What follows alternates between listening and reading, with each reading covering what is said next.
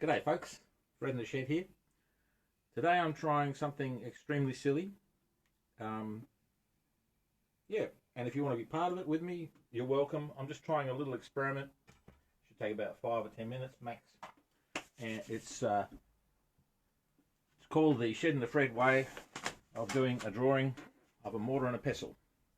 So I'm going to start by putting up a heavy black charcoal background. I'm not going to smooth it out, and there's a reason for that. I'm sort of getting into charcoal. The only thing I don't like about charcoal is that it's not very permanent, and even when you spray it with fixative, the stuff rubs off and comes off. So I'm getting around that by taking digital images of it. But it's yeah, I might have to switch to another media that works a bit better. I've got a dog in here now, which is out. Chewy, out, out, come on. Boneheading, come on, out, out, out, out, out, out, out. Chewy's boneheading. I think she's a bit worried because there's possums in the backyard. She's been pretty naughty these last few days. She's only a teenager, and every now and then she gets a bit silly. No, out, out, out, out, out, out, out, out.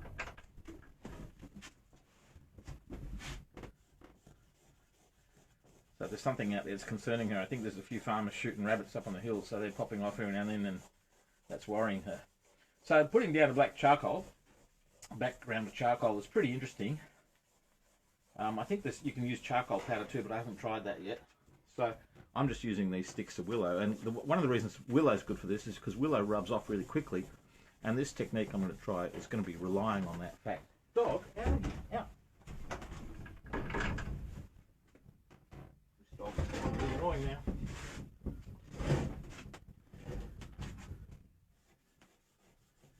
So I can't afford to go too slow because this is live and it's just a test and it's a silly thing. It's called the Fred in the Shed method of drawing. I don't know what I'll draw. Maybe I'll draw a face. We'll soon see. Oops, my paper's racking up. So there's a bit too much. It's not quite dense enough, so I'm going to go the other direction now. Try and fill in some of those holes. So this is not a very, this method I'm trying is not going to be very subtle. And I'm sure you're really loving being part of this live stream, watching this crazy bit of craziness. That's a facetious comment, by the way, in case you're not understanding. Yeah. So I've taken on this new thing, doing a diploma of fine arts, and I'm finding it pretty interesting.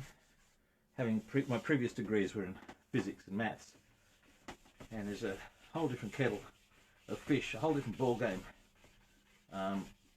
because you know there is no right answer in fine arts.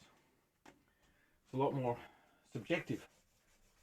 So that takes a bit of getting used to when you come from a course like theoretical physics, for instance, which was a 6-hour exam, closed book 6-hour exam, and you just had to know your stuff. And a few of us knew enough to get through it. And then there's the exam I did in quantum chromodynamics once, from a lecturer called Dr. Eckhart, and it was such a hard course that I don't think anybody in the course scored more than 15 out of 100 for that exam. It was quite a shock to the old system because we all thought we were pretty smart. And when we finished the exam, Professor Eckhart, in those days I think he was called Dr. Eckhart, opened the door, stuck his head in and said, "You guys are a bunch of shit."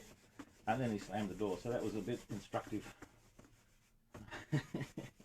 That sort of teaching would not be allowed now. But in a way, it was very, very useful because it gave us a bit of perspective. It knocked us down a peg or two. The other thing I remember about my physics degree was I really studied once for an astrophysics unit, and I really, really worked. And I did a couple of exams going through the course, and I was one of the top in the class, which was really quite unique for me because that wasn't usually my position, because some of the guys in that physics course were pretty bloody clever. And so I was looking forward to it because I'd done really well at the first exam and I'd really studied up and I knew my subject matter really well, and I was looking forward to it.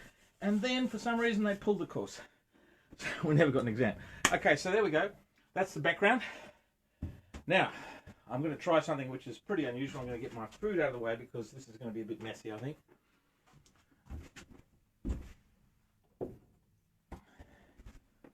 So I'm going to draw without drawing. I'm going to take this rag and I'm going to flick it and we'll see what I end up with. So now I want to draw the back of the bowl. So there's the back of the pestle. Then I've got to have the actual mortar. And now I've got to draw the front of the pestle. So it's not looking very pestly, is it? And I need the spout. And then try to draw the back again. Get more of that charcoal off. Mortar. Front. And now let's see if I can just do enough to make it look like a mortar and a pestle. If I make the spout, go up the back here, there's the mortar, put a tiny bit of shade in there, go around like this, like there, a bit there, and put in a shadow in here, put a bit of shadowing in here, front, bottom, and there it is, mortar and pestle.